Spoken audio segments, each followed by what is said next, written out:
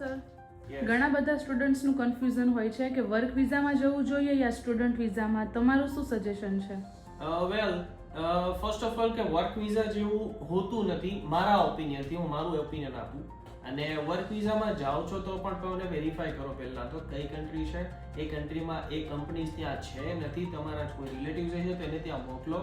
અને બીજી વસ્તુ હું સજેસ્ટ નહીં કરતો વર્ક પરમિટ. રીઝન, હા તમારો એજન્ટ સાચો હશે પણ આગળની કંપની સાચી છે ખોટી છે કોઈને નથી ખબર, કેમ કે કોઈ ચાખીને નથી લાવતા.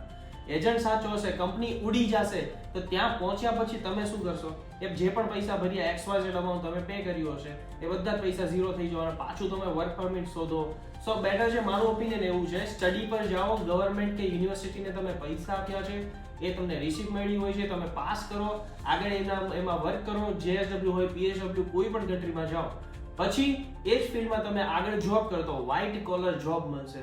અને વર્ક પરમિટ કરશો તો લેબરિંગ કામ હશે, કોઈ પણ કેટેગરીની જોબ હોઈ શકે, લાઈક હોસ્પિટાલિટીમાં કામ કરો કે કોઈ મેનેજરની જોબ હશે.